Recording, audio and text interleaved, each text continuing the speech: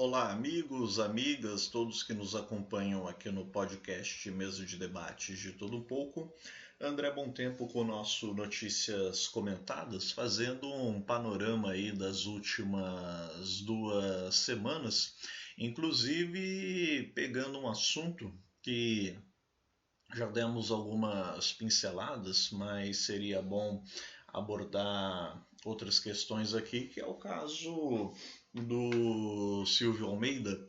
Agora são tantos acontecimentos, são tantos fatos aí quase que diariamente que a gente acaba optando por outros temas, outras abordagens e deixando alguns outros às vezes um pouco de lado. Mas nessa questão do Silvio Almeida, em que pese agora ser prudente aguardarmos o julgamento, aguardarmos o que quer que venha a acontecer, estamos aí acompanhando basicamente uma série de denúncias, desde que a Aniele Franco fez o, como se diz, jogou no ventilador o problema que estava ocorrendo aí com relação a ela e o outro ministro, o Silvio.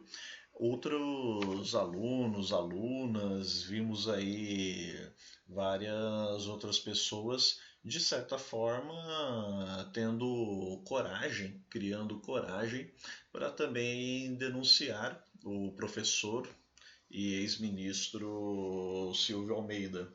O que acabou para muitos sendo um verdadeiro choque, sendo uma verdadeira crise por conta justamente do papel de defensor dos direitos humanos, um professor aí com um profundo conhecimento filosófico e sobre questões éticas também, e de repente pegar o cara com a chamada boca na botija fica numa situação um tanto quanto vexatória, mas a gente não pode esquecer que, independentemente de Silvio Almeida ser um intelectual, professor universitário, homem negro e com toda a questão simbólica que isso representa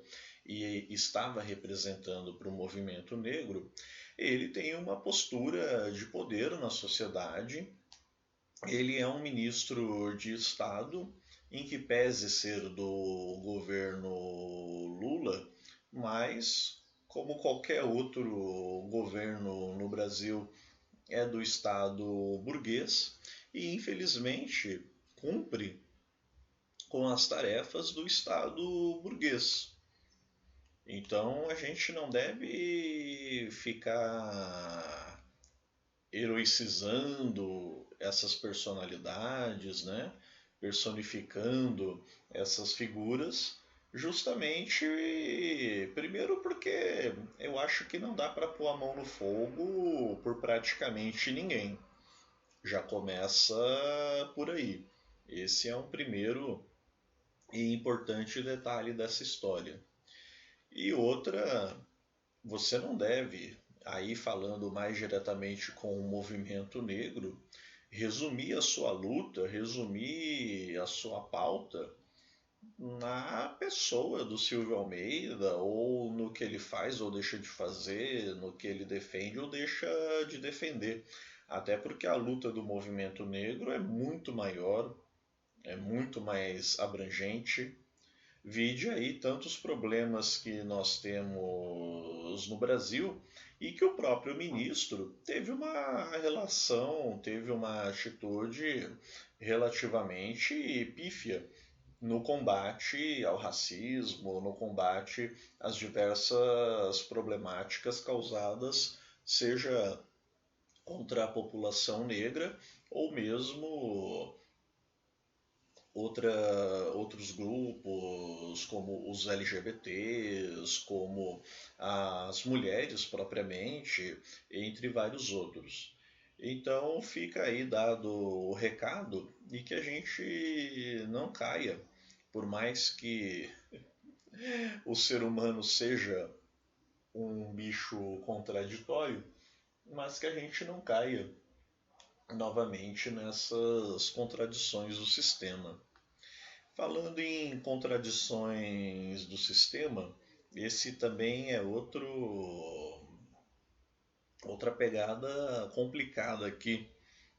A turma do Vida Além do Trabalho enfrentando um problema. Inclusive, estamos aqui no grupo do fim da escala 6 por 1 falando sobre diversas questões sobre a, as discussões políticas, as pautas que eles estão realizando e, evidentemente, nós aqui do podcast Mesa de Debates e principalmente eu também como um trabalhador 6 por 1 estamos aí na luta, acompanhando e vendo as diversas discussões que estão sendo feitas e propostas sobre esse tema do vida além do trabalho, né? O VAT. Inclusive estamos abrindo espaço para eles, para entrevistas, conversas.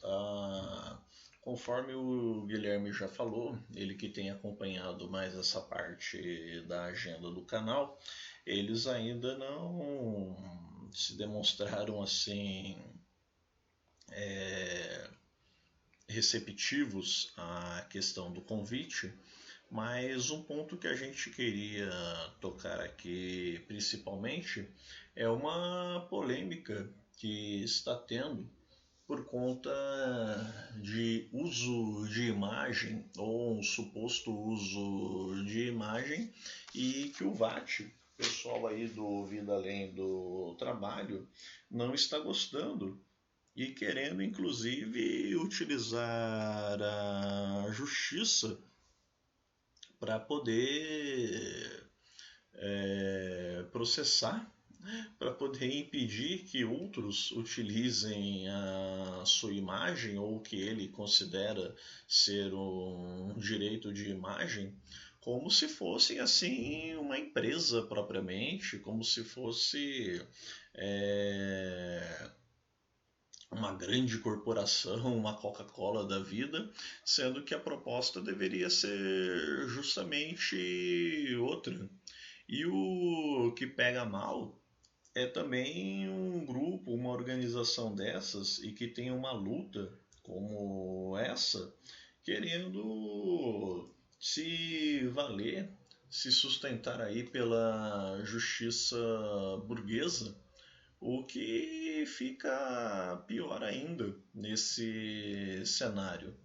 Então estamos aí acompanhando as discussões no grupo. Agora eles estão já falando menos sobre esse ponto e mais com relação às discussões da questão da escala 6 por 1 propriamente. Mas de qualquer maneira, ainda nos preocupa bastante muitos pontos aí que foram colocados. Estamos ainda aguardando mais definições da parte deles, mas de qualquer forma, em outros programas traremos mais informações aqui com certeza. E o ponto nevrálgico dessa última semana, dos últimos dias, sem dúvida, foi a pauta climática, toda essa crise ambiental da qual nós estamos vivendo. E isso não é de hoje, né, galera? Isso a gente pode considerar desde que eu me entendo por gente, e antes disso, aliás, já se fala tanto dos perigos e das dificuldades que a humanidade enfrentaria por conta da negligência, da preocupação com o planeta.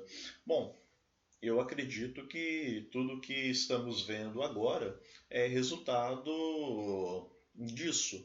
Estamos aí colhendo esses frutos, infelizmente, e é preciso fazer uma verdadeira mobilização, um verdadeiro levante, porque no nosso entendimento e diversos setores da esquerda, setores progressistas de modo geral, entendem, embora talvez cada um a seu modo, que resumidamente o grande problema é o capitalismo, é o modelo de produção desenfreado que, principalmente no último século, nos 2 últimos séculos, vem causando todo esse impacto, toda essa degradação do meio ambiente, como a gente bem viu. E, consequentemente, as ações humanas vêm, infelizmente, tornando aí o planeta aos poucos, bem aos poucos, mas infelizmente talvez de forma mais rápida do que a gente esperava, inabitável. A quantidade de poluição no ar, temperatura seca, é claro que choveu, o tempo deu uma amenizada, acabou não sendo aquela, pelo menos aqui em São José dos Campos e outras regiões, acabou não sendo aquela chuva negra como falavam, né? A chuva preta lá que traria poluentes, traria é, ácidos e diversas toxinas misturadas com a água nas nuvens. E de qualquer mais outras cidades acabaram padecendo, acabaram tendo exatamente esse problema. E agora, infelizmente, apesar da relativa melhora em alguns pontos, a gente não pode esquecer que a situação ainda está bastante ruim. Campinas já foi considerada há poucos dias aí como a cidade com a pior qualidade do ar. A mesma coisa podemos dizer da cidade de São Paulo e várias outras que infelizmente também apresentarão esse resultado. E lembrando que a situação pode ter apresentado uma relativa melhora agora no momento, mas isso daí é cíclico e de forma muito rápida. A gente não sabe o que é que pode ocorrer amanhã, por exemplo, de repente mais focos de queimada, mais focos de incêndio, de repente uma enchente. É claro que tem sempre aquele pessoal que vai falar que nós estamos aqui sendo alarmistas, mas esquecem que as coisas estão acontecendo. Esquecem que ninguém precisou aqui ficar falando que São Paulo ia amanhecer como a cidade mais poluída do mundo. Os fatos estão aí. Simplesmente aconteceram e a gente apenas traz aqui tudo isso novamente, até para alertar e cobrar dos movimentos sociais, sindicatos, lideranças comunitárias, os partidos e agremiações de esquerda de todo modo, um verdadeiro levante como esses que estão sendo feitos ou tentando ser feitos, apesar da repressão policial em alguns deles, da marcha pelo clima, da luta pelo clima, toda essa bandeira que a esquerda precisa defender, porque lembro muito bem da palestra de Isvan Mesaros na PUC, quando, ao ser questionado sobre Revolução Verde, essas pegadas estilo Marina Silva, quando candidata a presidente do Brasil pela rede, né, pelo Rede, vinha falando, e ele desceu a letra de forma bastante educada, porém contundente, dizendo aquilo que, para mim, para o canal e muitos outros, é o óbvio. Não dá para falar em Revolução Verde, não podemos cogitar Revolução Verde sem antes uma Revolução Vermelha. não é possível falar em preservação do meio ambiente no capitalismo. É preciso mudar o modelo de produção, é preciso mudar o sistema, é preciso de uma política socialista que subverta o atual modelo que nós temos para realmente termos a salvação do planeta. Para realmente nós termos um modelo que, além de preservar o humano, evidentemente preserve a natureza, até porque tudo está correlacionado. Né? Nós não estamos fora da natureza, nem a natureza fora da gente. Não tem eles e nós nesse caso. Então, tá aí uma discussão, uma das várias discussões que precisam ser devidamente levantadas. Um outro ponto a ser levantado também, a gente que vem acompanhando a política, eu ia só explanar brevemente aqui sobre a questão em São José dos Campos. O atual prefeito, candidato à reeleição, Anderson Nunes, bateu o desespero, pois na última pesquisa o Eduardo Cury se mantém aí com mais de 30%, na casa aí dos 33% de intenção de voto, enquanto o Anderson, que pretendia crescer, pretendia pelo menos encostar no Eduardo Cury, já aí na corrida eleitoral, com o andamento da campanha, ele acabou sendo surpreendido, ele e toda a sua base, pelo resultado, eu também admito que inesperado, que o Dr. Elton acabou ultrapassando ele. Estamos aí com 33% para o Cury, 22% para o Dr. Elton e 20% para o atual prefeito Anderson Farias. E o mesmo já entrou com ação na justiça aí para questionar os resultados, está dizendo que deve ter ocorrido manipulação e não sei que, não sei que lá, esse papo todo. Bom, ele pode entrar com a ação que ele quiser, ele pode questionar o que ele quiser. A questão é que não é difícil imaginar que pode ter havido mesmo manipulação. Por outro lado, eu não acho que os resultados precisariam aí ter sido manipulados. Até porque existem pesquisas e pesquisas, existem nichos. A gente sabe que a Zona Leste está com uma militância aí pró-Anderson, pró-Dr. Elton muito grande, então é complicado também estabelecer que esse ou aquele está na frente, até porque envolve muito a questão aí do chamado empate técnico. O que, resumindo aí, é trágico na nossa análise é pensar críticas a todas as demais candidaturas, sejam elas de esquerda, progressistas, enfim. O trágico nisso é pensar que as três principais candidaturas, as três candidaturas mais bem-sucedidas nessa eleição, até o momento, atualmente, segundo as pesquisas, são as candidaturas dos 50 tons de bolsonarismo. São as candidaturas cujos candidatos à prefeitura, uns mais, outros menos, mas todos bebem da mesma água do bolsonarismo, são todos elementos da direita aqui de São José dos Campos. Cury, Dr. Elton e o próprio prefeito Anderson Farias. E enquanto isso, a campanha de Wagner Balheiro do PT sequer alcançou a margem de 15% nas pesquisas, conforme vimos aí na última avaliação, e Toninho Ferreira do PSTU e até mesmo o professor Wilson Cabral do PDT sequer aparecem aí nas pesquisas. Somando ambos, a gente não tem 5% de intenções de votos.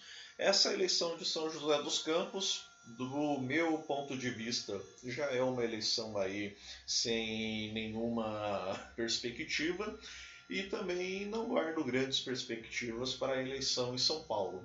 O teatro da burguesia, o grande teatro aí da burguesia, esse verdadeiro palco está montado há muito tempo e teve o seu auge com a cadeirada que José Luiz da Atena desferiu contra Pablo Marçal.